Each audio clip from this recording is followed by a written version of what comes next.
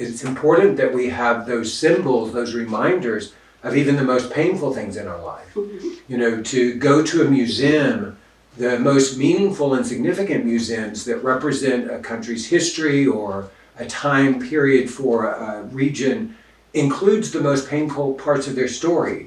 I remember being in Washington, D.C. and going to the Holocaust Museum, and just the power of that. And it would be easy to leave that place and just feel the despair. But I believe they did a great job of capturing the despair and the tragedy and the suffering and the hurt, and left you with hope and possibility. And so there are times, whether we're looking at the most difficult or painful things in our life, it's okay to create a symbol of that we carry with us or that we have with us. And also it represents hope, that there is a way to come from this, that I don't have to be defined by this. And I think that that was part of whether we're talking about museums that acknowledge the tragedy of slavery or the Holocaust Museum. We can acknowledge these very painful parts of our story, and even in those have a message of hope.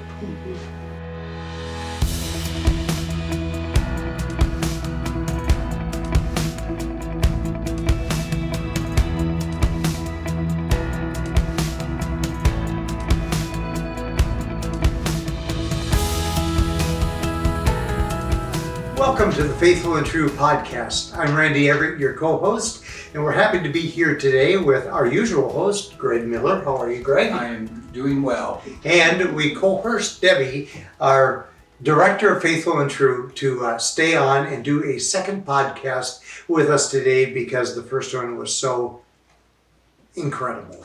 It's very impactful. So Debbie's with us again today. We're happy about that. Today you came up with we struggled a little bit to come up with the name of it. And what was it again? Because it has slipped my advancing years by few of mine. Well, what we're going to be talking about today is how can a couple redeem a day that was difficult or painful in the past?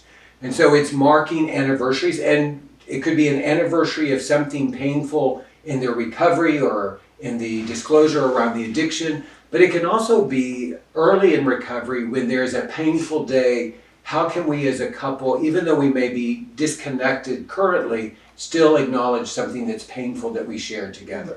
That's the title of today's podcast. It's going to, you'll see it run off the page, but it's a good one. So. Well, and I think of this lately because I've talked with several wives recently who have their dates of discovery. I think that's one of the anniversaries that comes up pretty regularly for wives. And it has been an extremely painful day.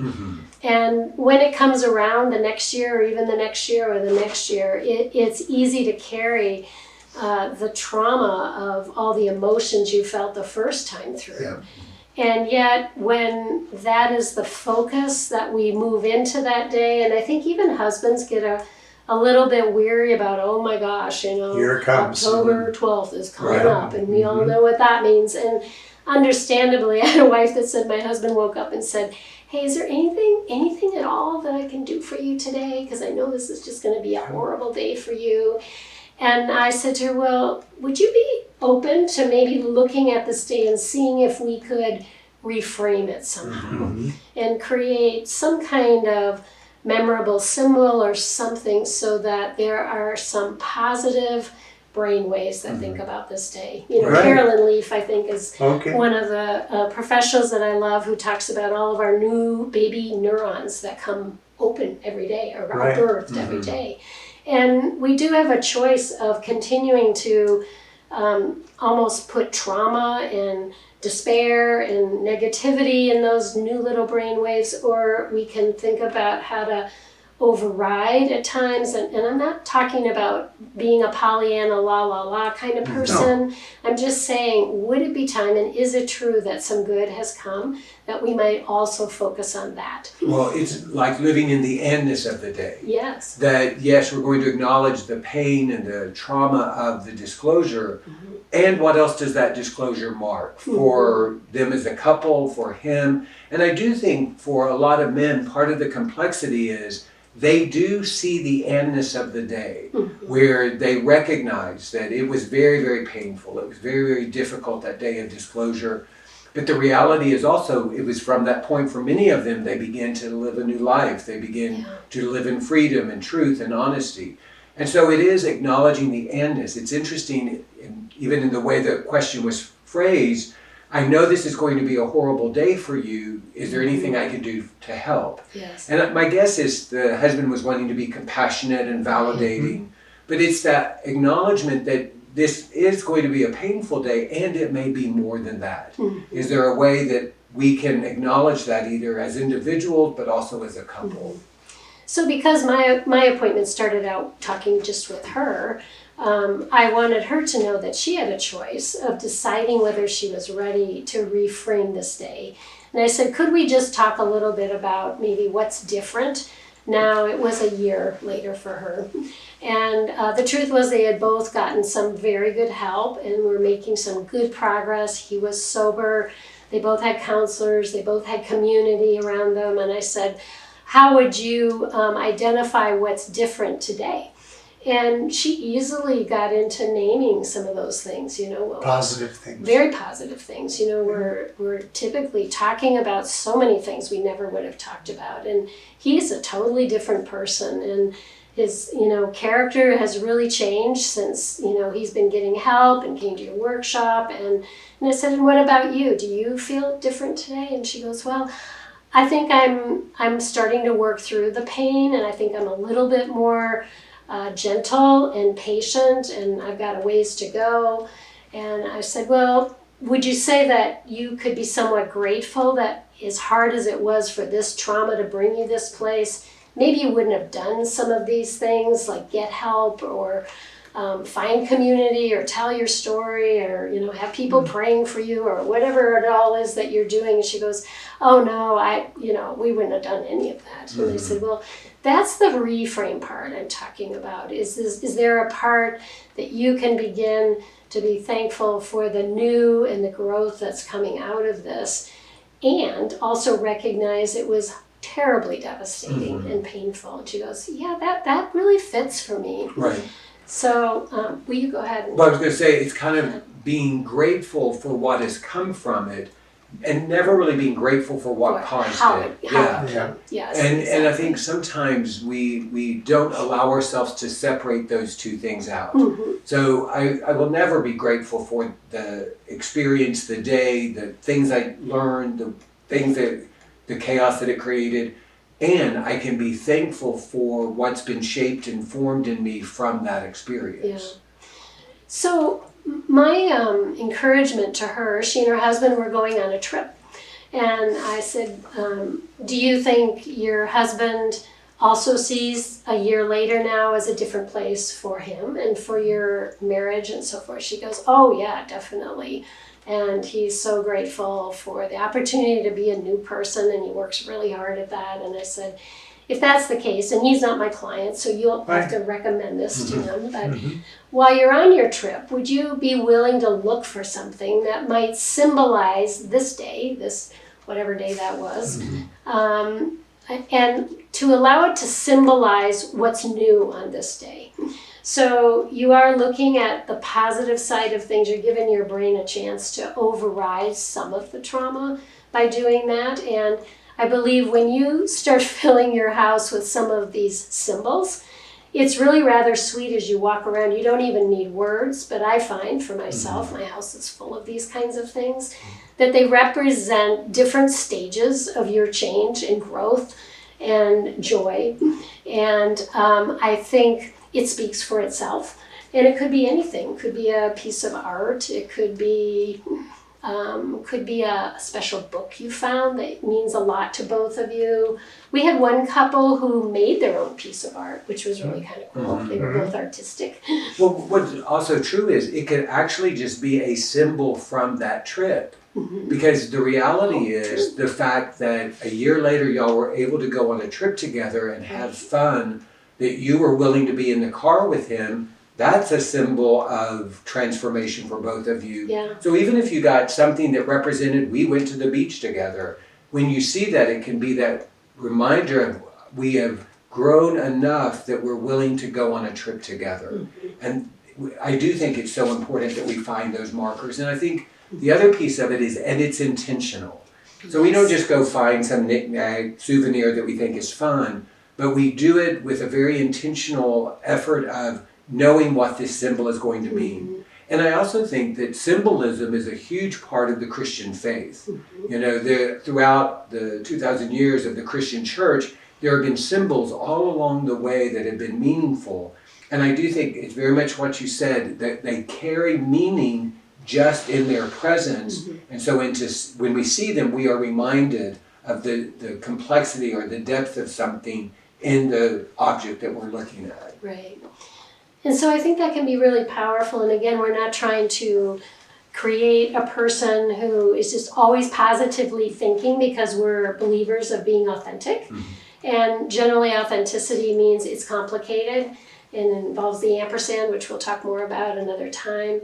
And I think what's true is we want to be careful in this journey of not re-traumatizing ourselves by the things we continually think about and do. Now, sometimes I think they come back for us because there's a part of the journey we have yet to work on. For instance, grieving. I talked to a woman today about that, you know, that some triggers just kept coming back to her about old days of being very hurt and having a lot of emotional reactions to discovery. And I said, well, I wonder if maybe you've had enough chance to really grieve, because you look like a person that is very busy and you have a lot going in your life. And do you think you've been able to slow down enough to do it? Oh, no, probably not. You know, so there are times when our body or our thoughts are taking us back to things that are speaking truth to us about something. And there are other times when maybe we can just get in the habit of going back there for no good reason, really. It's not helping our moving on. It's not, maybe it's a need to be heard and understood from more people about our pain. It could be that, you know. So we need to explore that. But I would also say it's important that we have those symbols, those reminders of even the most painful things in our life. You know, to go to a museum, the most meaningful and significant museums that represent a country's history or a time period for a region includes the most painful parts of their story. I remember being in Washington, D.C. and going to the Holocaust Museum, and just the power of that. And it would be easy to leave that place and just feel the despair. But I believe they did a great job of capturing the despair and the tragedy and the suffering and the hurt, and left you with hope and possibility. And so there are times, whether we're looking at the most difficult or painful things in our life, it's okay to create a symbol of that we carry with us or that we have with us. And also it represents hope, that there is a way to come from this, that I don't have to be defined by this. And I think that was part of whether we're talking about museums that acknowledge the tragedy of slavery or the Holocaust Museum. We can acknowledge these very painful parts of our story, and even in those have a message of hope. Yeah. Well, at any rate, I guess I just want to invite our audience to think about reframing some of these life experiences and finding symbols to celebrate different stages. Like you said, I like yours, Greg, about a stage when you're just learning how to play together again, because you kind of lost that aspect in your marriage, or a time when you've just taken good time to talk, which, you know, you've kind of lost with kids and careers and busyness and all that. Great to symbolize those things, because to put the things that are meaningful to us around our house keep reminding us about what we want to work on. Right. Beth and I were going through some things, and we came across a photo, and it's Beth and I and the boys, and we're at the beach, and it's about a year, I'm not good with time, a year or so after the explosion, and we all are wearing t-shirts that says life is good.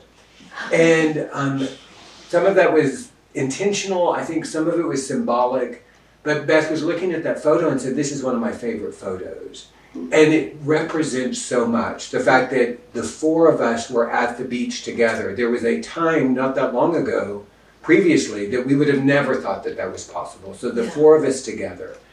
we were able to smile. We were able to wear t-shirts that said life is good, because there was a time when there was not parts of us that believed that life was good or that our life together was good. And I think that we come across those things, and maybe sometimes what we need to do is when we recognize it, we go back and we allow that to be the symbol. We put that photo or that object up in such a way, and we allow it to have the meaning that maybe was subtle at the time or maybe unconscious at the time, but really was representative of this growth that you're talking about, the transformation that is possible. Because what was true is a year into recovery, life was good. Was it perfect? No. Was pain all gone? No.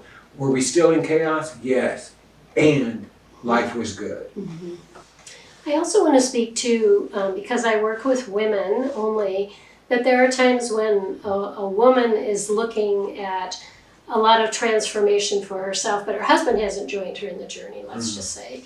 And I remember a conversation with one wife who was out looking for something that represented, because she knew she had experienced a lot of growth in the journey and she loved that feeling. And so she decided to go out and look for a piece of jewelry. And what she ended up with, and I loved what she found, was a special ring for herself with 3 different prongs, on it. And that represented, as we talk so much about here, the 3 equal pieces of recovery. And so she loved that symbol for herself, and she bought a ring that represented that, hoping one day that her husband would join her in the journey, and that could still be a vision that she held. And for herself, she just was able to look at that all the time and know what that meant for her. Continue to give her hope. That's right. Yeah. Well, and I think the most powerful symbols do acknowledge reality and also offer us hope. And it's very much like what you're talking about. Yes. At this point, her husband wasn't fully engaged in the journey, or maybe not at all, but she still had hope that one day he would be, and would be able together to celebrate the transformation that they were experiencing. Right. I do think that the more that we can be concrete in these symbols and not rush them. We know of situations where maybe a husband and a wife were too quick to get new wedding bands or too quick to get a piece of jewelry because they weren't quite ready yet to acknowledge that. And it's that timing piece where a couple is at a place where now we can be able to acknowledge the meaning and message of this new ring, or even in the renewal of our vows. I mean, some situations a couple may feel like they've got to rush that to make a statement versus waiting and allowing it to really be an authentic expression of where they are at the moment. Yeah, and when it becomes authentic, it becomes so rich to go look for that together.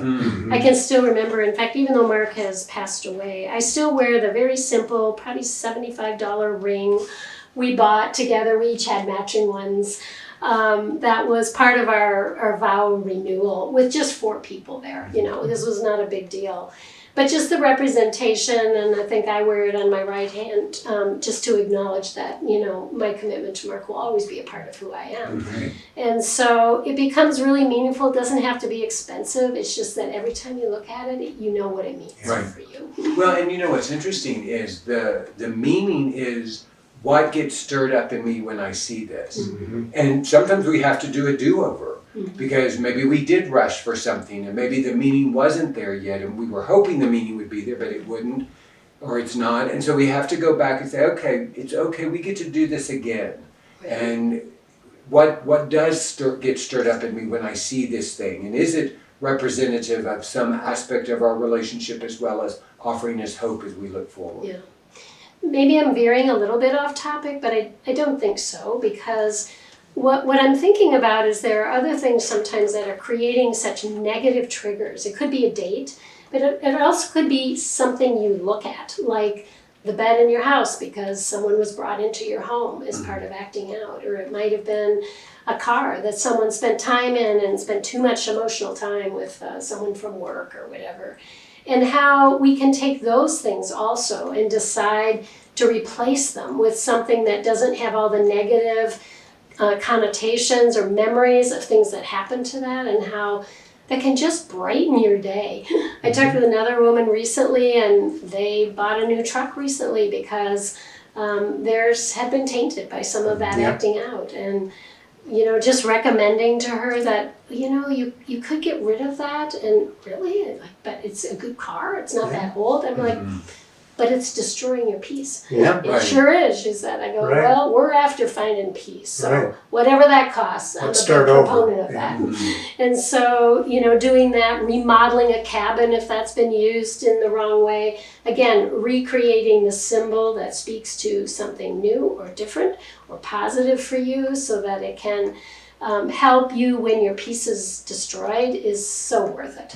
Well, and what can also be true is it doesn't necessarily have to connect with any aspect of the addiction. Nobody had to act out in a place, or it didn't have to be used in a destructive way. And yet it is such a clear reminder of the past that you want something new. You want to create a new perspective. And so anything that allows you to experience possibility and hope, I think, can be a huge part of the healing journey, where I once heard somebody say that if we want to kind of implement change, one of the best ways to reinforce that change is to change something about our environment, to change the streets we drive on, to change the way our house looks, to change even aspects of the way that we dress. Because all of that visual stuff reminds us that we are trying to do internal work.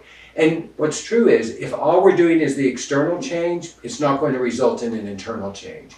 But when we begin to change internally, and then we begin to acknowledge it externally, that can be that place of hope. Yeah. I'm a perfect example of that, Greg. When I look back at old pictures, it's amazing, like every 6 months to 12 months, I had a different hair. And once we got in recovery, I pretty much wore my hair the same ever since.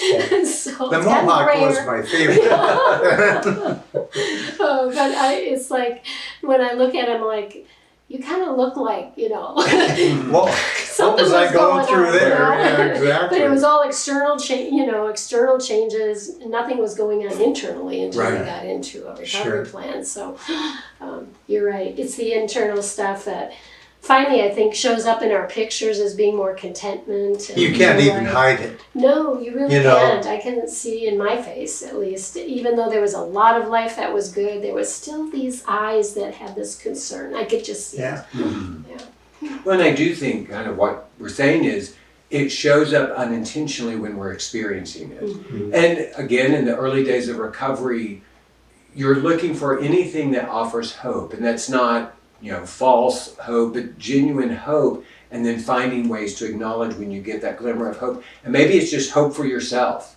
That, kind of like you were talking about the woman who did something for herself even though her husband wasn't fully engaged on the journey yet. Anything that reminds us that there is light and hope and there is a way forward can be a good comfort when we're having one of those days where hope isn't as accessible, and we simply need to be reminded that even no matter what's going on, there's still hope for us. Yeah. So find some good symbols. Exactly. And have fun while you're doing it. It just brings a lot of joy. I have found as we've searched for our symbols. Well, we want to thank everyone for being with us today. Greg, always great to have you here. And Debbie, it's just a blessing to have you. Thank you. So we hope that we have a Men's Journey workshop beginning tomorrow here for the month of October, and we're excited about that. We have a great group of men here from across the country that are going to join us. And if you have heard us talking about the Men's Journey workshop, all of the information and online registration is available to you at faithfulandtrue.com, our website. Click on the workshops and then click on the Men's Journey workshop. You'll also find all the information and registration for the Women's Journey workshop. And we now have 2 intensive workshops for couples, and all that information is also on the workshop, or on the website, so please check that out. We've been telling you over the past few podcasts about our amazement at the number of people who have been recently reaching out to us and asking for is there a way that they can financially contribute to help others who aren't in a position to be able to afford to come for one of the 3-day workshops or for services here at Faithful and True. We took care of that by creating a nonprofit called the Laaser Legacy Foundation. We will put a link to the foundation on the description for today's podcast, and check it out. I think you will be pleased at the amount does not matter. You can contribute any amount and it will be graciously and gratefully accepted. So until we meet you again on our next podcast, we hope that this week's going to be a week for you that's filled with many blessings and with great vision.